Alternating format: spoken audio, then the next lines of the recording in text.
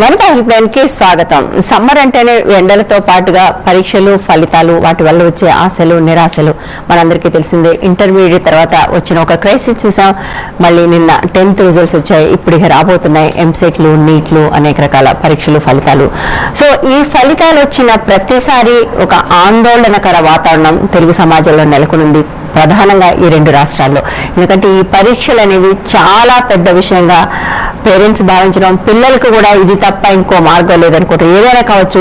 ఈ పరీక్షా ఫలితాలు అనేవి చాలా పెద్ద ప్రభావాన్ని వేస్తున్న నేపథ్యం. రెండు విషయాల పట్ల స్పష్టత వస్తే ఇది అర్థమవుతుంది. ఒకటి, అమెరికా ప్రయాణాలు ఎక్కువ నుంచి అమెరికా కెరీర్లు చూసుకోవడం దగ్గర నుంచి ఈ ఫెయిల్యూర్కి విపరీతంగా బాధపడడాలు, విపరీతమైన మీనింగ్ ఇవ్వడం మొదలైంది. రెండోది, ఎప్పుడైతే మనకి ఇంజనీరింగ్ విద్య మీద ఆసక్తి ఎక్కువైందో, ఈ ఇంటర్మీడియట్ విద్య అనేది చాలా కమర్షియల్ ప్రోడక్ట్గా మారిపోయిందో, అప్పుడు ఈ ఫెయిల్యూర్ అనే దాన్ని చాలా భూతంలాగా, చాలా భయంకరంగా చూడడం మొదలైంది.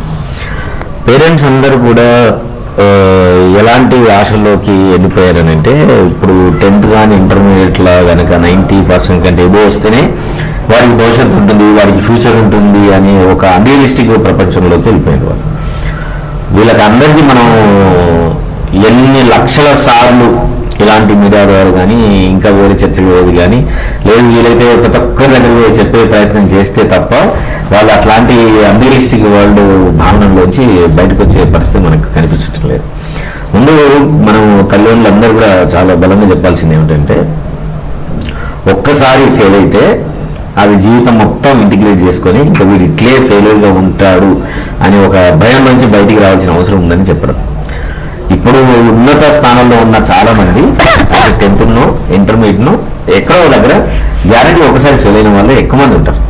ఎందుకు ఉన్నారు అంటే, ఇప్పుడు 50s ఉన్న వాళ్ళ వెనక్కి వెళ్ళి వాళ్ళు 10th, 9th ఇంటర్మీడియట్లో కనుక చూసుకుంటే చదువు అనేది ఒక అంశంగా ఉంటే తప్ప చదివే టోటల్గా వాళ్ళ జీవితంలో లేదు. రైట్. మా జనరేషన్లో మాత్రం మేము రోజు కాలేజ్ అయిపోయిన తర్వాత, స్కూల్ అయిపోయిన తర్వాత ఒక గంట 2 గంటలు అక్కడ ఆడుకొని మట్టి కొట్టుకొని ఇంటికి పోతుంటారు. రైట్. ఇప్పుడున్న పిల్లలు అసలు వాళ్ళు గ్రౌండ్లు కాదు కదా, పొద్దున్న వాళ్ళు సూర్యోదయం కంటే ముందే వెళ్ళి సూర్యాస్తమించిన తర్వాత ఇంట్లోకి వస్తున్నారు. సూర్యోదయం అంటే ఎట్లుంటుంది, సూర్యాస్తమయం ఎట్లుంటే కూడా తెలియని పరిస్థితిలో ఉన్నారు. ఇప్పుడు మా దగ్గరికి వచ్చే కౌన్సిలింగ్ వచ్చే పిల్లల్ని ఎప్పుడన్నా చాలా క్యాజువల్గా మనం ఏం గేమ్స్ ఆడుతున్నావు అనుకోండి, గేమ్స్ ఆడుతున్నావా అని అంటే అవును ఆడుతున్నావు అని అంటాడు. ఇది షాకింగ్. అవునా, ఏం గేమ్ ఆడుతున్నావు, ఏం గేమ్ ఆడతావు అని అంటాడు. అంటే Fortnite ఆడతాను, లేకపోతే డోటా ఆడతాను, లేకపోతే పబ్జీ ఆడతాను. సో మన క్వశ్చన్ మొత్తం చేంజ్ చేసుకోవాలి.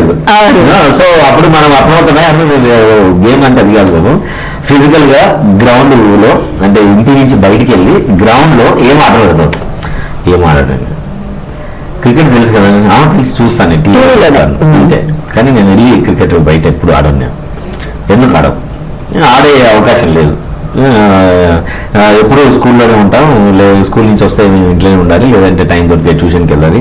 సో ఇదే ప్రోగ్రామ్ ఫిక్స్ అయిన తర్వాత మేము అట్లా ఉండలేని పరిస్థితి ఉంది అనేది పిల్లల నుంచి వచ్చే జవాబు.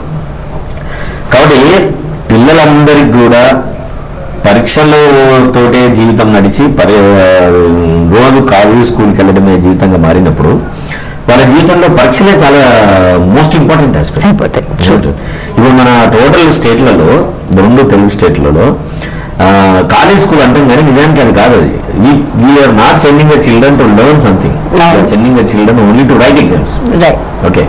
సో అందుకే కొన్ని ఇన్స్టిట్యూట్లో చూడండి, రోజు పరీక్ష ఉంటుంది, కొన్ని రోజు 2 పరీక్షలు ఉంటాయి, పొద్దున రాత్రి. రైట్. అండ్ వీకెండ్ పరీక్షలు ఉంటాయి. పరీక్ష కాదు, ఎంత దుర్మార్గం అంటే ప్రతి మండే పరీక్ష. అంటే ఆదివారం రోజు వాళ్ళు రిలాక్స్ అవ్వకూడదు. అది ఎంత దుర్మార్గమైన ఆలోచన అంటే, నువ్వు శనివారం పెట్టరాదా, లేదు సోమవారం పెడతా, so that they will not, they cannot relax on Sunday. Sunday అంతా వీళ్ళు ఫుల్ టెన్షన్ లో ఉంటారు ఇంట్లో పిల్లలు. సో ఇవన్నీ చూసిన తర్వాత పేరెంట్స్ అందరూ కూడా వాళ్ళ లైఫ్ లో సాధించేది కలెక్ట్ చేసిన పైసలన్నీ పిల్లల మీద ఇన్వెస్ట్ చేయడం. రైట్. సో న్యాచురల్ గా పేరెంట్ ఎప్పుడైతే తన జీవితంలో ఉన్న ఎన్నో విషయాలని సాక్రిఫైస్ చేసి పిల్లల చదువు మీద ఇన్వెస్ట్ చేసినప్పుడు రిజల్ట్ రావాలని కోరుకుంటారు కదా. రిజల్ట్ కోరుకున్నప్పుడు పిల్లలు నిజంగానే పేరెంట్ యొక్క ఆస్పిరేషన్ కి నిలబడి లేనప్పుడు రోజు పొద్దు నుంచి రాత్రి వరకు అట్లా 10 సంవత్సరాల పాటు ఇవన్నీ అదే కండిషన్ చేసినప్పుడు డెఫినెట్గా పిల్లలకి ఏమనిపిస్తుంది, నేను సాధించలేనంటే నా మీద పెట్టిన ఇన్వెస్ట్మెంట్ అంతా వేస్ట్ అయింది, తల్లిదండ్రులకు తీరని క్షోభ. అట్ ద సేమ్ టైం చుట్టుపక్కల రిలేటివ్స్, ఫ్రెండ్స్, నైబర్స్ అందరి దృష్టి ఫ్యామిలీ మీద ఉంటుంది. వాళ్ళందరూ అడిగితే వాళ్ళందరికీ జవాబు చెప్పే పరిస్థితి వస్తుంది. ఇవన్నీ నా వల్లనే వస్తుంది అనుకున్నప్పుడు నేను ఉండడం ఎందుకనే బాధ ఎంత వద్దనుకున్నా పిల్లలకి క్రియేట్ చేయబడే వాతావరణంలోనే పిల్లలు ఉన్నారు. కాబట్టి మనం ఈ పిల్లలు ఎవరైనా సూసైడ్ చేసుకుంటే మనం ఇన్స్టిట్యూట్ని తిట్టడం, ప్రభుత్వాన్ని తిట్టడంతో పాటు మనం చేయాల్సిన ఇంకొక పని ఏంటంటే దీనికి దారి తీస్తున్న పరిస్థితుల మీద we need to work very seriously. చేస్తే ఇది ఒక 4-5 ఏళ్ళ తర్వాత ఐ థింక్ దీని రిజల్ట్ వస్తుందేమో. అంటే పరీక్ష ఫలితాలని చాలా జాయ్ఫుల్గా, చాలా క్యాజువల్గా తీసుకునే పరిస్థితి వస్తుంది. అలాంటి పరిస్థితి కోసం సమాజం పట్ల ప్రేమ ఉన్నవారు, పిల్లల పట్ల ప్రేమ ఉన్నవారు తప్పకుండా దాన్ని మనం ప్రచారం చేయాలి. ఇప్పుడున్న పరిస్థితి లోపల పరీక్షలు వచ్చే 90%ని చూసగలిగే సమాజం తొందరగా వెళ్ళిపోయింది. నిజంగా మీరు దేని పట్ల ఆసక్తి కలిగి ఉన్నారు, దాన్ని ఎంత బాగా మీరు నైపుణ్యాన్ని నేర్చుకుంటున్నారు, దాన్ని ఎంత ఎఫెక్టివ్గా మీరు దాన్ని ఎగ్జిక్యూట్ చేస్తున్నారనే విషయాల పట్ల మనం పిల్లలు కనుక ట్రైన్ చేస్తే ఈ ఫెయిల్యూర్ అనే భావం నుంచి బయటకు వచ్చి నేర్చుకుంటున్నా అనే భావంలోకి వెళ్ళడానికి ఎక్కువ అవకాశం ఉంది. అంటే ఈ పరిస్థితి ఎక్కువ తెలుగు స్టేట్స్ లోనే, ఎందుకని అంటే కొంత ఇప్పుడు తమిళనాడులో కూడా ఉన్నాం. అయితే కానీ తమిళనాడులో ఏంటంటే గవర్నమెంట్ ఎడ్యుకేషన్ బాగా ఉంది కాబట్టి మనకి కోళ్ళ ఫారం లేవు కాబట్టి కొంత బెటర్ గా ఉంది. బట్ కానీ ఇక్కడ ఇది చాలా ఎక్కువ కనపడుతుంది. ఈ రకమైన స్ట్రెస్ బయట నిజానికి తమిళనాడులో కూడా ఇంజనీరింగ్ పట్ల, మెడిసిన్ పట్ల విపరీతమైన క్రేజ్ ఉంది. బట్ అక్కడ education still under control of the government schools ఇంకా ఈ ప్రైవేటైజేషన్ అయిన కార్పొరేట్ అనబడే విద్యా సంస్థలు ఏవైతే గుత్తాధిపత్యంలో ఉన్నాయో వాళ్ళ చేతిలోనే విద్య వస్తుంది. వాళ్ళు ఏది చెప్తే అదే జరుగుతుంది లెక్క ప్రకారం. అయితే బయటకి వీళ్ళు ఎన్ని చెప్పినా ఎవరేం చెప్పినా బట్ ఇన్సైడ్ సిస్టమ్ మాత్రం ఆ రకంగా నడిచేందుకు ఎక్కువ అవకాశం ఉంటుంది. సో స్కూళ్ళల్లో వీళ్ళు గవర్నమెంట్ చెప్పే టెక్స్ట్ బుక్లు ఫాలో అవ్వరు, వాళ్ళ టెక్స్ట్ బుక్లు వాళ్ళ వేరే ఉంటాయి, రకరకాల పేర్లతోటి పిల్లలకి పాఠాలు చెప్తా ఉంటారు. దాని మీద వీళ్ళకి నియంత్రణ లేదు. పోనీ మొత్తం ప్రైవేటైజేషన్ తీసేస్తే గవర్నమెంట్ వీటిని బేర్ చేసే పరిస్థితిలో గవర్నమెంట్ ఇన్ఫ్రాస్ట్రక్చర్ లేదు. కాబట్టి గవర్నమెంట్ వాళ్ళని ఏమనరు. ఓకే, ఏదో ఒక ప్రాసెస్ లోపల వాళ్ళను ఆదరించడానికి ట్రై చేస్తుంటే తప్ప నిజంగా వెళ్ళి దాన్ని కూర్చొని no it should not be like this, it should go like this అని చెప్పగలిగే స్తోమత ప్రభుత్వానికి యాజంటే లేదు. అందుకోసమనే ప్రైవేటైజేషన్ వాళ్ళు లక్షల మంది పిల్లలు వాళ్ళ దగ్గర ఉన్న వాళ్ళు మొత్తం అనుకున్న సిస్టాన్ని పిల్లలకి ఏదైతే నిజంగా బాగుంటుందో, వ్యక్తిగా మనిషికి ఏది బాగుంటుందో నిజంగా వాళ్ళు అనుకుంటే వాళ్ళు చేయగలిగే శక్తి వాళ్ళకు ఉన్నది. ఇప్పుడు ప్రభుత్వం కంటే వాళ్ళ దగ్గర ఎక్కువ ఉంది, కానీ వాళ్ళు చేయడానికి రెడీ లేదు. ఎందుకంటే ప్రాఫిట్ అనే దాంట్లో దీనికి అవకాశం లేదు. ప్రాఫిట్ అండ్ హ్యూమనిజం రెండు I think they don't go by side by side. ఒక కాల్ తీసుకుందా అండి. హలో హలో చెప్పండి. చెప్పండి. నమస్తే.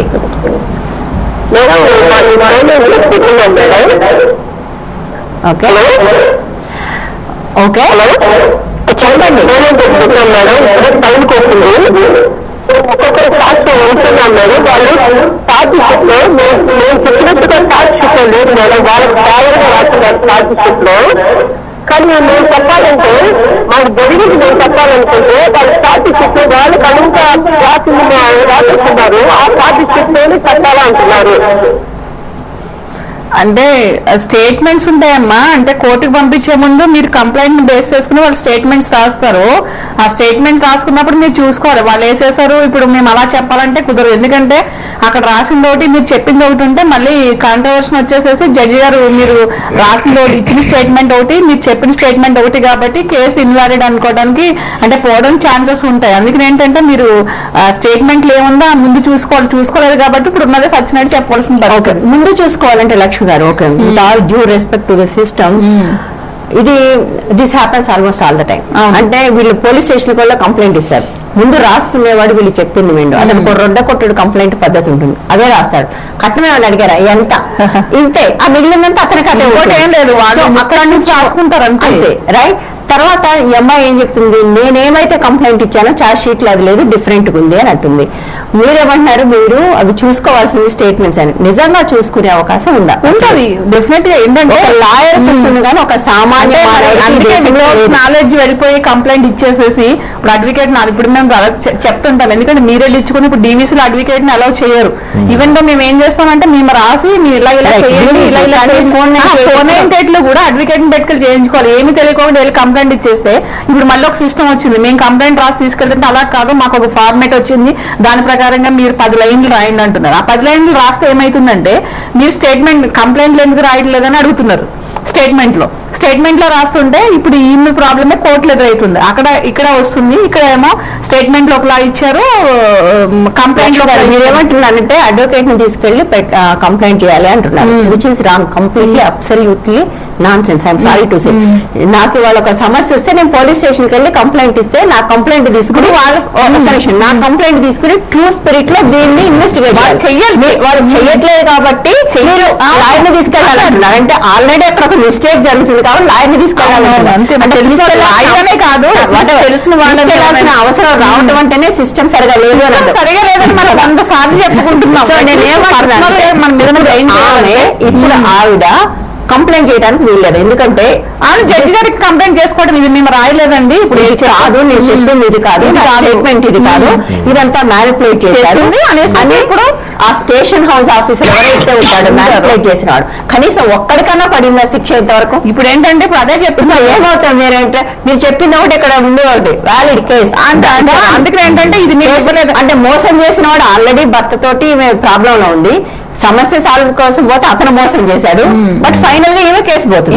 ఏంటంటే వీళ్ళు స్టేట్మెంట్ సంతకాలు పెడతారు అప్పుడు, ఎందుకంటే స్టేట్మెంట్ తీసుకున్నప్పుడు సంతకాలు పెడతారు, అక్కడ ఏం రాస్తారు చదివి వినిపించగా చదివించుకుని మేమంతా ఓకే అయిందని పెడతారు. అప్పుడు ఇప్పుడు వచ్చేసేసి జడ్జి గారి ముందు మేము కరెక్ట్ అది ఇవ్వలేదు అది రాయలేదంటే ఆ సంతకం అక్కడ ఉందా లేదనేది వీళ్ళు వెరిఫై చేసుకోవాల్సిన వీళ్ళ డ్యూటీ అది.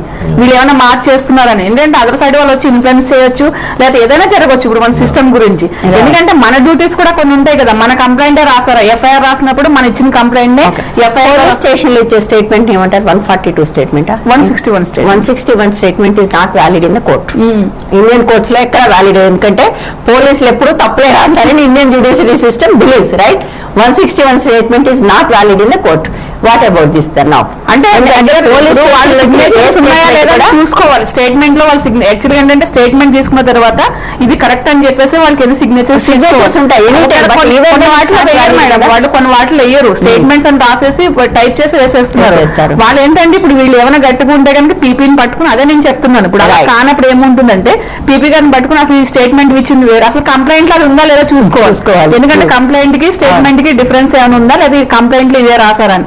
ఎందుకంటే కంప్లైంట్ లో 4 ముక్కలు రాసేసేసి స్టేట్మెంట్ లో మేము ఎలాబరేట్ గా ఇచ్చామని చెప్పేసి ఆ ఫ్యాక్ట్స్ ఇందులో ఉన్నాయి లేదా ఫస్ట్ ఆఫ్ ఎందుకంటే క్రాస్ ఎగ్జామినేషన్ అదే అడుగుతారు కాబట్టి మాకు తెలియదు మేము చదవలేదు మేము ఏదో రాస్తాము మేము పోలీసులు చెప్పామంటే కాదు, మన డ్యూటీస్ కూడా కొన్ని ఉంటాయి. వాళ్ళని క్వశ్చన్ చేయాలంటే మనం కరెక్ట్ గా ఉండాలి కదా ఫస్ట్.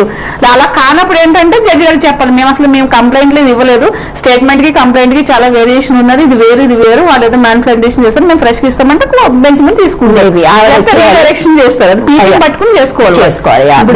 ఎందుకంటే ఆవిడకి మనం చెప్పించాల్సిన విషయం అంటే భారతదేశంలో ఎనీ కోర్టు ఎక్సెప్ట్ కొన్ని వెనకబడిన చాలా చెడిపోయిన న్యాయ వ్యవస్థలు ఉన్న చోట 161 స్టేట్మెంట్ ఈస్ నాట్ వ్యాలిడ్. అందుకని మనం ఏంటంటే మన డ్యూటీ ఏంటంటే వాళ్ళు కరెక్ట్ గా చేస్తున్నారా లేదా అనేది కూడా మనం వెరిఫై చేస్తాం. ఎందుకంటే మనం సెల్ఫ్ కాబట్టి ఇప్పుడు సంబంధించి గవర్నమెంట్ రిలేటెడ్ ఏంటంటే ఎవరో చూసుకుంటారు వ్యక్తిగతంగా మనకి ప్రాబ్లం వచ్చినప్పుడు మనం రాసింది ఉందా లేదా ఏంటి వీళ్ళు ఏమైనా చేస్తున్నారంటే అప్పుడే కంప్లైంట్ ఇవ్వచ్చు. ఎందుకంటే స్టేట్మెంట్ లో ప్రాబ్లం సీసీ గారు ఇదంతా కూడా మీరు అనుకోవడానికి బాగుంటుంది కానీ అక్కడ ఆ పరిస్థితి ఉండదు. మనకు తెలిసి అడ్వకేట్ పెట్టుకుంటారండి, అడ్వకేట్ కూడా ప్రాపర్ గా చేయాలి. ఇప్పుడు నా వరకు నేనేంటంటే బిఫోర్ స్టేట్మెంట్ చార్జ్ షీట్ వేసే ముందు మేము కాపీస్ అడుగుతాం, లేదా కోర్టులు వేసిన తర్వాత సీసీ అవ్వకముందే దాన్ని కాగ్నిజెన్స్ చేయకముందే మేము కాపీస్ అడుగుతాం. కాపీస్ అడిగే కరెక్ట్ ఉన్నా లేదా వెరిఫై చేసుకోవాల్సిన బాధ్యత ఏంటంటే అడ్వకేట్ ఉంది, లేకపోతే అప్పుడు వాళ్ళ మీద కంప్లైంట్ ఇవ్వచ్చు. కానీ 498 లో అడ్వకేట్ ఉంటారు కదా డిఫెన్స్ మనం కంప్లైంట్ ఇచ్చుకోవచ్చు, మనం చేసుకోవచ్చు, రావద్దు అనరు. పెట్టుకోవచ్చు. అది అది మీరు చెప్పేది సిస్టమ్ సరగలేదు కాబట్టి ఇవన్నీ చేయాలని. బట్ యాజ్ పర్ సిస్టమ్ ఎవరైతే కంప్లైంట్ ఇస్తారో వాళ్ళకి అడ్వకేట్ ఉండరు, ఓన్లీ అవతల డిఫెన్స్ లాయరే ఉంటారు కదా, ఇటువైపు పీపీనే ఉండాలి. అంటే స్టేట్ ఎప్పుడు మేడం ఇది చార్జ్ షీట్ లో కంప్లైంట్ లో పీపీ ఇన్వాల్వ్మెంట్ ఉండదు. When matter came in to court trial వచ్చినప్పుడు మాత్రమే వాళ్ళు తీసుకుంటారు. ఈ ముందంతా చేసుకోవచ్చు. ఇప్పుడు వాళ్ళు పోలీసులు సరిగా చేయరు. కొన్నాట్లో మేము ప్రైవేట్ కంప్లైంట్ వేస్తాం, ఎందుకంటే మనకు అనుగుణంగా అప్పుడు అడ్వకేటే కదా ఫస్ట్ చేసుకున్నది. ఇప్పుడు 490 వేసినప్పుడు డీవీస్ వేస్తాము, లేకపోతే రిలేటెడ్ కేసెస్ వేస్తాము. ఆ కేసెస్ లో అడ్వకేట్ చూసుకున్నప్పుడు దీంట్లో కూడా అడ్వకేట్ చూపించుకోవాల్సిన బాధ్యత పార్టీకి ఉంటుంది. సో బేసికల్ గా సిస్టమ్ చాలా చెత్తగా ఉంటుంది. గొడవ పెడతారు. అందుకే ఏంటంటే మీరు చదువుకున్న అమ్మాయిలు చూసుకోవాల్సిన బాధ్యత ఉంది. ఒకరు చదువుకున్నదంటే అడ్వకేట్ అనే కాదు, తెలిసిన వాళ్ళు ఎవరో ఒకరిని పట్టుకెళ్ళేసేసి అది కరెక్ట్ గా వెళ్తుందో లేదనేది మనం ఫాలో చేసుకోవాలి. ఉండదండి, నేను చెప్తున్నాను కదా, మీరు పోలీస్ స్టేషన్స్ లో ఏదో కాస్త చదువుకున్న వాళ్ళు, కాస్త ఇన్ఫ్లుయెన్స్ ఉన్న వాళ్ళకి మాత్రమే ఏమన్నా ఇప్పుడు మీరు ఇచ్చిన కంప్లైంట్ మళ్ళీ చూసుకునే అవకాశం కూడా వస్తుంది. చాలా కేసెస్ లో మీకు చాలా అంటే అసలు వాళ్ళని పురుగుల్లో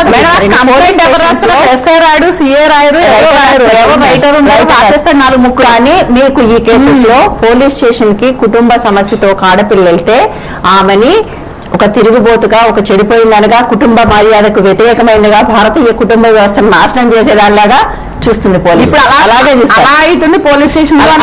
సో మీకు వాళ్ళు ఆ పాయింట్ ఆఫ్ వ్యూ నుంచి మిమ్మల్ని డీల్ చేసినప్పుడు మీకు ఏదైనా అడిగే ధైర్యం ఉండదు అక్కడ. ఇంకోటి ఏంటంటే ఏం చెప్తే అలా చేస్తున్నారని చెప్పేసి law and order police station లో ఇండియన్ పోలీస్ స్టేషన్ పెట్టారు, ఉమెన్ హెల్ప్ డెస్క్ అవి ఇంకా ఘోరంగా నడుస్తున్నాయి. అవి ఇంకా ఘోరంగా నడుస్తున్నాయి. సిస్టమ్ లో మనము ఒకటేలో మనము దాన్ని సరిదిద్దలేం. మీరు చూడండి, ఒక దెబ్బలు తిని ఒక స్త్రీ పోలీస్ స్టేషన్కి వెళ్తే ఏమా ఒక దెబ్బ ఎగిన పోలీస్ స్టేషన్ రావటమేనా అంటారు. అయిపోయింది, దేరెంట్స్ ఆమె కాన్ఫిడెన్స్ అక్కడ చచ్చిపోయింది. అక్కడ నుంచి ఆమె కంప్లైంట్ రిజిస్టర్ చేయటం దాకా పోవడం అంటే పెద్ద సాహసం చేయాలి. ఇంకోటి ఏం జరుగుతుందంటే నువ్వు పెట్టావు, ఏమైతుంది ఇందులో అరెస్ట్ లేదు, ఏమి లేదు, దేనికి ఇంతమందిని పెడుతున్నావు, లేదా ఎందుకు ఇంతమందిని చేస్తున్నావు. కొడుకు కలెక్టర్ అయితే మా అబ్బాయి కలెక్టర్ అని ఎలా చెప్పుకుంటారో, కొడుకు ఒక ఎక్యూడ్ అయినప్పుడు మా అబ్బాయి ఎక్యూడ్ అనేసి వాళ్ళు రావాల్సిన రెస్పాన్సిబిలిటీ ఉంటుంది. వాళ్ళు ఎందుకు పెడుతున్నావు, వాళ్ళు ఎక్కడో ఉన్నారు, ఎందుకంటే కొడుకు కోసం రావాలి కదా. మరి కొడుకు సరిగా తాగొచ్చి కొడుతుంటే ఎందుకు కొడుతున్నావు అనేసి తల్లిదండ్రులు అడగరు. కానీ కోర్టుకు వస్తున్నప్పుడు ఇలా అడగదున్నా అనేసి వీళ్ళే వీక్ చేస్తున్నారు. ఏదైతే సిస్టమ్ ఉందో ఆ సిస్టమే వీక్ చేసి వీళ్ళని, నీ 498 లో కన్విక్షన్ లేదు, నీకు 498 లో అరెస్ట్లు లేవు, నీకు 498 లో ఏం జరగదు, ఎవరు పెట్టమన్నారు ఈ కేసు ఎందుకు వస్తున్నా అంటున్నారు.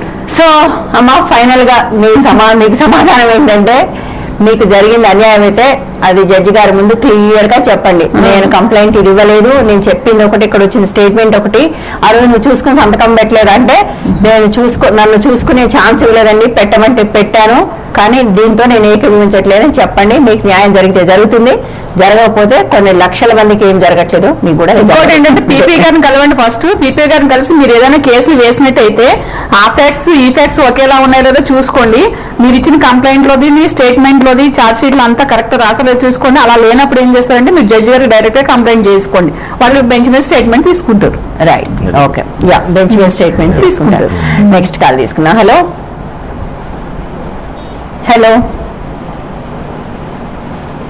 హలో హలో, చెప్పండి అమ్మా.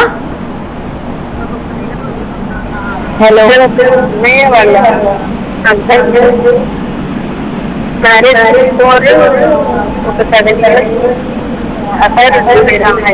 అర్థం కావట్లేదమ్మా ఏమి. హలో, హస్బెండ్ కి వేరే అతనితో ఆమెతో అఫైర్ ఉంది. హలో, చెప్పండి.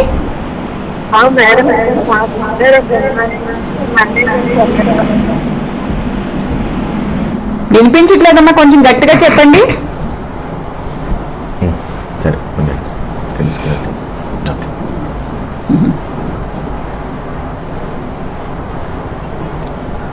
హలో, ఐ థింక్ కాల్ సరిగా పనిచేయట్లేదు. Will go back to the so తల్లిదండ్రులకి ఎందుకు భయం వేసిందండి అంటే, ఒకసారి 10th లో ఇంటర్లో ఫెయిల్ అయినా అనుకోండి, తల్లిదండ్రులు ఏమనుకుంటారంటే ఇంక వీడు ఇట్లే ఉంటాడేమో అని అనుకుంటారు. కాబట్టి పిల్లలకు కానీ తల్లిదండ్రులకు కానీ మనం చెప్పాల్సిన విషయం ఏంటండి అంటే, ఒకసారి ఫెయిల్ అయినంత మాత్రాన ఇది మొత్తం జీవితానికి అప్లై చేయాల్సిన అవసరం లేదు. ఫెయిల్యూర్ని జీవితం మొత్తానికి మొదలంట నరకబడే ఒక పరిస్థితి కాదు. ఒక పరీక్షలో మీరు రాయాలనుకున్న దాన్ని 3 గంటల టైంలో అనుకున్నంత వేగంగా రిట్రీవ్ చేయడంలో వెనకబడడం మూలాన మాత్రమే జరిగింది. అదొక ఈవెంట్ మాత్రమే. జీవితం అంటేనే కొన్ని లక్షల ఈవెంట్లతోటి నడుస్తూ ఉంటుంది. కాబట్టి ఆ పర్టికులర్ ఈవెంట్లో చేయనప్పుడు అట్లాగానే ఇప్పటికీ కొన్ని వందల ఎగ్జామ్స్ రాశాడు, అన్ని అట్లాంటి ఈవెంట్లో అన్నింటిలో రిట్రీవ్ చేశాడు. ఇది ఒక్కటి మాత్రం చేయలేకపోయాడు. కాబట్టి ఒక్కటి చేయనంత మాత్రమే మన లైఫ్ మొత్తం అప్లై చేసుకునే అవసరం లేదు. మీరు అనుకునే చాలా గొప్ప గొప్ప వ్యక్తులు కూడా వాళ్ళు ఇప్పుడున్న పరిస్థితుల్లో కూడా ఎన్నో తప్పులు చేస్తారు, ఫెయిల్యూర్ కూడా అవుతారు అన్నారు కదా. అయినా కూడా వాళ్ళు ప్రోగ్రెస్ కాగలుగుతున్నారు కదా. ఒక సినిమా ఫెయిల్ అయ్యావు కాబట్టి ఇంకా నీకు అవసరం లేదు, నీకు అసలు ఏదో ఛాన్సులు ఇవ్వవు అని అట్లాంటి పరిస్థితి లేదు కదా. ఈవెన్ మనకి ఈ రోజున చాలా గొప్పగా ఆడుతున్న విరాట్ కోహ్లీ అయినా తీసుకుందాం. విరాట్ కోహ్లీ ఒకప్పుడు టీంలోకి వచ్చినప్పుడు చాలా తక్కువ పర్ఫార్మ్ చేశాడు, టీంలోంచి తీసేశారు. కానీ ఆ పిల్లోడు మళ్ళీ ప్రాక్టీస్ చేసి మళ్ళీ సాధన చేసి మళ్ళీ టీంలోకి వచ్చిన తర్వాత ఈ రోజున బాగా ఆడుతున్నాడు. ఇంతెందుకు ఇప్పుడు మొన్న గెలిచిన టీంలో కూడా చూస్తే ఎన్నోసార్లు విరాట్ కోహ్లీ కూడా సరిగ్గా ఆడలేకపోయాడు ఐపీఎల్ మ్యాచ్లో ఒక్కొక్క సిచ్యువేషన్ లోపల. కాబట్టి దీన్ని బట్టి మనం అర్థం కావాల్సింది ఏంటంటే మనము జీవితంలో ప్రయాణం చేస్తూ ఉంటాము. కొన్ని ఈవెంట్స్లో మనం బాగా సక్సెస్ఫుల్గా మనం రిజల్ట్ ఇస్తాము, కొన్ని ఈవెంట్స్ మనకి ఇవ్వవు. కాబట్టి మనం రెగ్యులర్గా మనం చేసే పనులు చేస్తూ పోవడమే మనం చేయాల్సింది. ఈ రోజున ఇక్కడ జరిగింది కాబట్టి మనం వీలైతే దాన్ని విశ్లేషణ చేసుకొని ఎందుకు తక్కువ మార్కులు వచ్చాయి, ఎందుకు నేను రీప్రొడ్యూస్ చేయలేకపోయాను, సబ్జెక్ట్ సంబంధించి నేను సరిగ్గా చదవలేకపోయానేమో, మళ్ళీ నేర్చుకుంటాను నేను అని. సైకాలజీలో అందుకే ఏం చెప్తారని అంటే there are no failures in the life, only feedbacks are there. అంటే ఫీడ్బ్యాక్ ఇస్తుంది. నేను ఒక పని చేశాను, నేను అనుకున్న రిజల్ట్ రాలేదు అంటే ఏంటి, పరీక్ష సరిపోయేంతగా నువ్వు ప్రిపేర్ కాలేదని అర్థం. సో నువ్వు నేర్చుకో, మళ్ళీ ప్రాక్టీస్ చేయి, మళ్ళీ ప్రిపేర్గా, మళ్ళీ నీకు అవకాశం ఉంది. సో ఫెయిల్యూర్ అంటే ఏంది, అసలు మళ్ళీ ముందుకు వెళ్ళడానికి ఏమాత్రం అవకాశం లేని దాన్ని మనం ఫెయిల్యూర్ అంటాం. అట్లాంటి పరిస్థితి లేదు. కాబట్టి నువ్వు నిరంతరం బెస్ట్ చేసుకోవడానికి చాలా అవకాశాలు మన ముందు ఉన్నాయి. ఆ అవకాశాన్ని ఉపయోగించుకునే పద్ధతులు మనం పిల్లలకు నేర్పించాలి. తల్లిదండ్రులు ఇంకోటి బాగా మనం పిల్లలకు నేర్పించాల్సిన అవసరం ఏంటంటే రిజల్ట్ అనేది ప్రోడక్ట్. రోజు స్కూల్కి వెళ్ళడం, కాలేజీకి వెళ్ళడం, క్లాసులో చెప్పిన నోట్స్ని రాసుకోవడం, ఇంటికి వచ్చిన తర్వాత నోట్స్ని మనం సొంతంగా చదువుకుంటూ దాన్ని కంపేర్ చేసుకుంటూ ఉండడం, పరీక్షలు పడితే పరీక్షలు రాయడం, రైట్. దాన్ని నేర్చుకున్న దాన్ని మనం మీ జీవితంలో ఎక్కడైనా కనెక్ట్ అయ్యి ఉందా లేదా అని వెతకడం. కనెక్ట్ కాకుంటే మనకు తెలిసిన లెక్చరర్లను కానీ, పెద్దవాళ్ళని కానీ, సైన్స్ తెలిసిన వాళ్ళని కానీ, సబ్జెక్టు తెలిసిన వాళ్ళని అప్లై చేసుకొని దాన్ని మనకు నేర్చుకోవడానికి, అర్థం చేసుకోవడానికి ప్రయత్నం చేయడం, ఇదంతా ప్రాసెస్. సో మనం దేని మీద ఫోకస్ చేయాలంటే ఈ ప్రాసెస్ మీద ఫోకస్ చేయాలి. 365 రోజుల 220 రోజులు కాలేజీకి స్కూల్కి వెళ్తున్నప్పుడు లేని భయం ఇవన్నీ మనం పరీక్షలు 10 రోజులు రాస్తే 10 రోజుల గురించి మనకి భయం ఎక్కువ ఉంటుంది. నిజంగానే మనం ప్రాసెస్ మీద కనుక కాన్సన్ట్రేట్ చేస్తే తక్కువ మార్కులు వచ్చిన పిల్లలు కూడా ఎక్కడో తక్కువ అంటారు, అందుకే నాకు తక్కువ వచ్చినాయి కానీ నిజానికి ఐ డోంట్ డిజర్వ్ దిస్ అనేయగలిగేంత విశ్వాసాన్ని పిల్లల్లో మనం ఇన్కల్కేట్ చేయాలి. ఇప్పుడు లాస్ట్ టైం మొన్న ఇంటర్మీడియట్లో కూడా అండి ఒక అమ్మాయికి అన్నింటిలో బాగా వచ్చాయి. సాంస్క్రిట్లో 99 రావాల్సింది 0 ఇట్స్ ఎ క్లాసికల్ కేస్. కానీ అమ్మాయి she did not feel bad, she came to the board intermediate, she stood for that, she could fight. నాకు 0 రావడం ఏంటంటే నా అనుభవం కూడా అట్లాంటివి ఉంది. నేను ఇంటర్మీడియట్ 98 2002 మధ్యలో నాలో పిల్లవాడు మ్యాథమెటిక్స్లో వాడికి నిమో చూస్తే ఏంటంటే 7 మార్క్స్ వచ్చినాయి. నిజానికి పిల్లవాడు ఈజ్ వెరీ గుడ్ స్టూడెంట్. వాడు నిమో చూడగా నవ్వేసిన వాడు, ఏమైంది ఆనంద్ అంటే మ్యాథ్స్ అని నాకు 4 మార్కులు వచ్చి 7 మార్కులు వచ్చినాయి సార్ అని నవ్వినవాడు. తెలుసండి ఏం చేద్దాం, తప్పు మార్కులు అంటే సార్ నేను అన్ని చేసి నేను నిజంగానే వాడు బాగా చేస్తాడు. సో వాడికి అంత ట్రస్ట్ వాడు చేసిన మీద ఉన్నది. ముందు ఏం చేసినా మన రీకలెక్షన్ పెట్టించాం, బట్ ఈ గాట్ 75. ఓకే, సో ఇట్లాంటి బోర్డ్ ఆఫ్ ఇంటర్మీడియట్ టెక్నికల్గా తప్పులు చేయొచ్చు, హ్యూమన్ ఎనర్జీ ఇవన్నీ జరుగుతుంది. నిజంగా జరిగినప్పుడు పిల్లలు వాళ్ళు చేసే పని పట్ల వాళ్ళకు విశ్వాసం ఉండేటట్టు ఇటు టీచర్లు ఇటు తల్లిదండ్రులు ప్రిపేర్ చేస్తే వాళ్ళు డెఫినెట్ గా వాళ్ళ విశ్వాసాన్ని వాళ్ళే నమ్ముతారు. ఇది మా ఇన్నోళ్ళు నమ్మరు వాళ్ళు. సో ఈ మార్కులు వచ్చే మార్కులను నమ్మకుండా వాళ్ళు నేర్చుకున్న దాన్ని, వాళ్ళు పెట్టిన శ్రమని నమ్ముకునే విధంగా మనం పిల్లల్ని ట్రైన్ చేయాలి. ఎందుకంటే జీవితం మొత్తం నడిపించేది ఇదే. What is your inside, that is only make your life more comfortable. కాబట్టి ఈ పీస్ ఆఫ్ పేపర్ మీరు నమ్మకుండా మీరు నేర్చుకున్న దాన్ని అనుకున్న సమయంలో కూడా దాన్ని అప్లై చేసుకునే స్టేటస్ని మనం ఇంప్రూవ్ చేయగలిగితే అప్పుడు డెఫినెట్గా రిజల్ట్స్ ఎవ్వరు పట్టించుకోరు.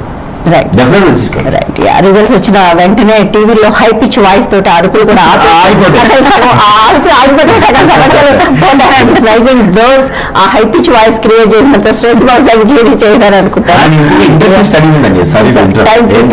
జస్ట్ క్లోజ్ ఇంట్రెస్ట్ స్టడీ ఏంటంటే మనం ఈ 15-20 సంవత్సరాల కాలం లోపల ఈ ర్యాంకులన్నీ బాగా వచ్చిన పిల్లలు ఏం చేస్తున్నారనే స్టడీ కావాలి.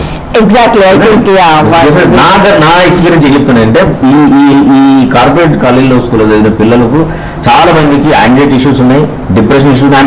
30 years age group. Right anxiety issues ఉన్నాయి, డిప్రెషన్ ఇష్యూస్ ఉన్నాయి, అండ్ బిహేవియరల్ ఇష్యూస్ ఉన్నాయి, రిలేషన్షిప్ ఇష్యూస్ ఉన్నాయి, అండ్ ఫియర్ ఇష్యూస్ ఉన్నాయి. ఇవన్నీ ఇష్యూస్ ఇట్లాంటి సిస్టమ్ వచ్చింది. వాళ్ళ సక్సెస్ఫుల్ ఎట్లా అంటాం మనం?